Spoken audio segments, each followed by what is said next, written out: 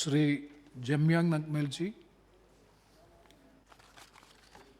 बहुत बहुत धन्यवाद अध्यक्ष महोदय, आपने मुझे इस कंपलसरी वोटिंग बिल 2019 पे बोलने के जो मौका दे रहा है। मैं इस बिल के समर्थन करने के लिए खड़ा हुआ हूँ। अध्यक्ष जी, मैं सबसे पहले तो इस बिल को वेलकम करता हूँ, क्योंकि हमारे देश पूरे दुनिया में एक सबसे बड़ा और सबसे मजबूत लोकतंत्र के नाम से जाने जाते हैं, और इसको और भी आगे बढ़ाने के लिए देश के हर एक नागरिक का, हर एक वोट का एक महत्व रहता है, और उसको कैसे फुल्ली हम यूटिलाइज करें देश के निर्माण के लिए, और देश के इस लोकतंत्र को और भी मजबूत करने के लिए, और देश के जनता को इस पार्टिसिपेटरी डेमोक्रेसी को फुल्ली इंप्लीमेंट करने के लिए एक वोटिंग मस्ट कंपलसरी बहुत ज़रूरी है। क्योंकि हम हमेशा फंडामेंटल राइट्स के बात करते हैं, लेकिन जब फंडामेंटल ड्यूटीज़ के बाद जब आते हैं तो बहुत सारे लोग भूल जाते हैं। और जिसमें मैं आज आपके माध्यम से इस बिल को समर्थन करते हुए मैं अपना ओपिनियन रखना चाहता हूं कि वोटिंग मस्ट करना, कंपलसरी वोटिंग करना एक फंडामेंटल ड्यूटी भी हो जाना चाहिए। क्योंकि बहुत से लोग जो है आज हमारे देश में भी 5 साल में जब एक बार चुनाव होते हैं तो दरवाजे से नहीं निकालते हैं, लेकिन उसके बाद जो रिप्रेजेंटेटिव जो चुन के जाते हैं बस उसको गालियां देते रहते, ये नहीं करता है, सड़क नहीं बनते, वो बात पार्लियामेंट में नहीं बोलते, वो नहीं बोलते हैं, लेकिन खुद का जो है एक वोट करने का ड्यूटी नहीं निभाते। आज उनको भी ये रियलाइज करवाना बहुत जरूरी है कि देश के निर्माण के लिए आपका एक वोट जो है कितना महत्व है, और इसमें डेमोक्रेसी भी है। आप जिस पार्टी को भी कर सकते हैं, जिस कैंडिडेट्स को भी आप कर सकते हैं, और नोटा को भी आप कर सकते हैं, लेकिन करें तो जरूर। इसलिए इस बिल को मैं समर्थन करता हूं। मैं ये भी कहना चाहता हूं, जो लोग वोटिंग करने से अपने आप को दूर रखने की कोशिश करते हैं और वोटिंग खत्म होने के बाद सरकार से पूरा लाभ लेने की कोशिश करते हैं, ये तो दोगलापन हो गया। इसलिए जो लोग वोटिंग नहीं करते हैं उनका बेनिफिट सारा कट जाना चाहिए। अगर वो गवर्नमेंट एम्प्लॉयज हो तो उनके एम्प्लॉयज बेनिफिट, सर्विस बेनिफिट्स हो, 5 साल के लिए उसमें रोक लगे।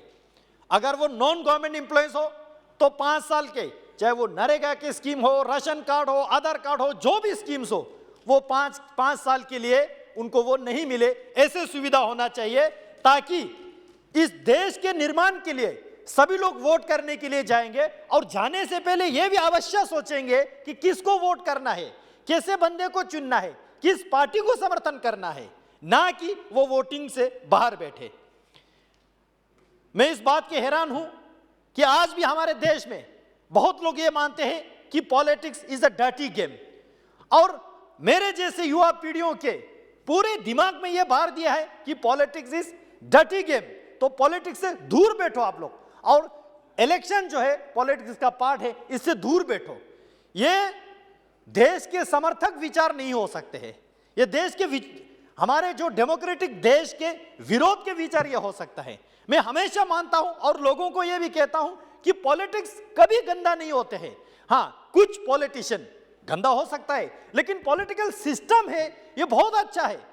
इसी पॉलिटिक्स से हम गवर्न करते हैं, इसी पॉलिटिक्स से पॉलिसी बनाते हैं। देश की शिक्षा को कहां ले जाना है, स्वास्थ्य को कहां ले जाना है, इकोनॉमी को कहां ले जाना है, एम्प्लॉयमेंट को कहां ले जाना है, स्पोर्ट्स को कहां ले जाना है। अगर हम, हमारे युवा पीढ़ी या हमारे देश के लोग वोटिंग से अपने आप को वंचित रखेंगे, पॉलिटिक्स से अपने आप को दूर रखेंगे, तो मैं ये भी कहना चाहता हूं, whether you are interested in politics और not, but politics is definitely interested in you. इसलिए हम सबको पॉलिटिक्स में रुचि लेके पार्टिसिपेटरी डेमोक्रेसी में एक्टिवली पार्ट लेना आवश्यक है। इसलिए वोटिंग मस्ट होना बहुत जरूरी है। अध्यक्ष जी, मैं ये भी कहना चाहूंगा कि सिंगल वोट होना कितना जरूरी है। हमारे देश में इतने बड़े जनसंख्या है और इतने बड़े जनसंख्या होने के कारण से वोटिंग को एक स्क्रूटिनाइज करना, स्ट्रीमलाइन करना भी काफी जगहों पे काफी समय में दिक्कत आते हैं। इसलिए बहुत सारे जगहों पे बोगस वोट की शिकायत हो जाते हैं। मैं आपके माध्यम से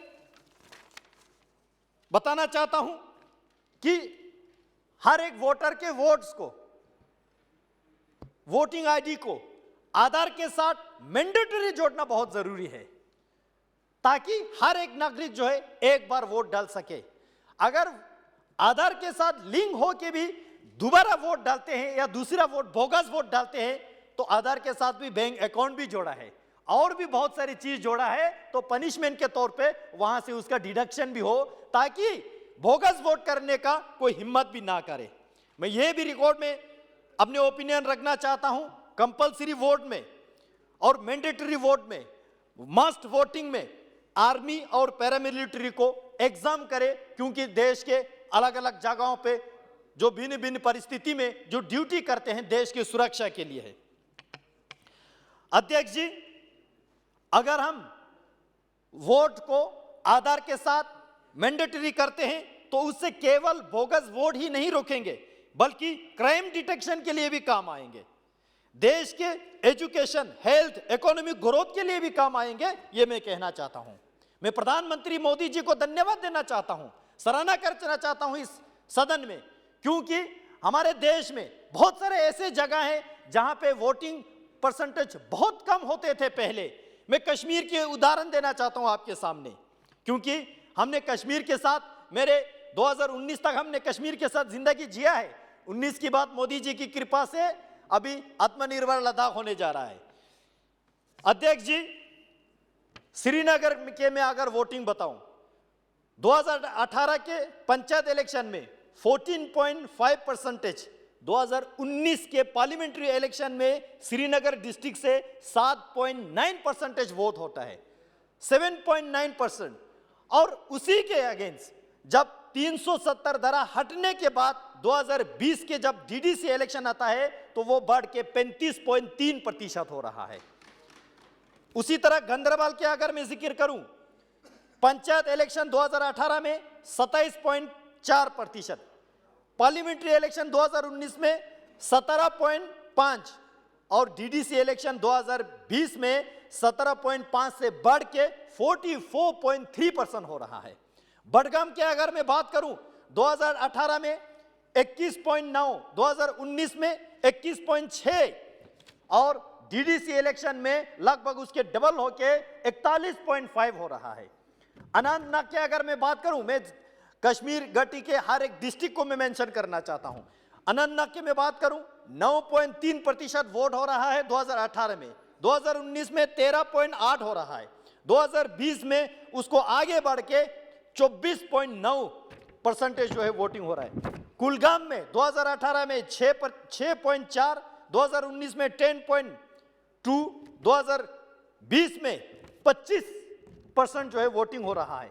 पुलवामा में 2018 में 1.1, अध्यक्ष महोदय कौन यकीन करेंगे, 1.1% वोट हो रहा है, 2019 में 1.2 हो रहा है, 2020 में उसी पुलवामा में 7.6 तक बढ़ोतरी हो रहा है। उसी तरह शोपियां की अगर बात करूं, 2019 में 3.4, 2018 में शायद शून्य हो गया, यहां पे डेटा नहीं दिया गया है, 2019 में 3.4 हो रहा है, 2020 में 15.4 जो है वोटिंग परसेंटेज बढ़ रहा है। यह सारा धारा 370 हटने के बाद जो है वोटिंग परसेंटेज बढ़ रहा है। अवंतीपुरा में 0.4% 2018 में, 2019 में ओनली 3%, 2020 में 9.9%। उसी तरह बारामूला में 2018 का है 31.6%, 2020 में 45.2%। उसी तरह कुपवारा में 49.7% 2019 में और 2020 में 49.8%। हंडवारा में 51.1% जो है 2019 में, 20 में 54.9%। इतने आगे बढ़ रहा है। बंडीपोरा में 32% से 55.6% 2019-20 का डेटा है। सोपोर में सर 2019 में 7.6%, 2020 में 23.8%। ये सारा जो है धारा 370 हटने के बाद कश्मीर घाटी में लोकतंत्र मजबूत हो रहा है, बहुत मजबूत हो रहा है। अब इससे भी आगे बढ़ाने के लिए हमें वोटिंग को कंपलसरी करना बहुत आवश्यकता है, ताकि इस देश के हर नागरिक वोटिंग से वंचित ना रहे और खुद जाके वोटिंग भी करे। अध्यक्ष जी, मैं साथ में आपके माध्यम से मैं ये भी ध्यान में लाना चाहता हूं, बहुत सारे जानबूझ के वोट करने के लिए नहीं जाते हैं, अलग अलग विचारधारा के कारण से, अलग अलग परिस्थिति के कारण से, लेकिन कुछ लोग हैं जो जा नहीं सकते, उनको फैसिलिटीज हम कैसे प्रोवाइड करें। मैं लद्दाख से आता हूं, लद्दाख में हायर एजुकेशन के इंस्टीट्यूशन ठीक नहीं होने के कारण से लद्दाख के बहुत से युवा पीढ़ी जो है अलग अलग देश के कोने में पढ़ते हैं। यहाँ हमारे महाराष्ट्र से बेटे हैं, महाराष्ट्र में भी लद्दाख के स्टूडेंट्स पढ़ते हैं, चंडीगढ़ में पढ़ते हैं, दिल्ली में पढ़ते हैं, जम्मू में पढ़ते हैं, देश के विभिन्न भागों में पढ़ते हैं। उसी तरह यहाँ पे मान्य किरण जी भी बेटे हैं, नॉर्थ ईस्ट के बहुत सारे स्टूडेंट दिल्ली में पढ़ते हैं। अब वोटिंग के टाइम पे वो सारा इधर उधर नहीं जा सकते, इकोनॉमिक कारण होते हैं, ट्रेवल एक्सपेंसेस होते हैं, इसलिए उनको कैसे फैसिलिटेट किया जाए, यह भी एक सोचने की आवश्यकता है। कंपलसरी करने के साथ साथ इनको हम कैसे देश के जो मेन स्ट्रीम इलेक्टोरल डेमोक्रेसी में जो है पार्टिसिपेट कैसे करें, उनको जोड़ने की आवश्यकता है। मैं इसके साथ इस बिल को समर्थन करते हुए आपको बहुत बहुत धन्यवाद देता हूं। जय हिंद, जय भारत।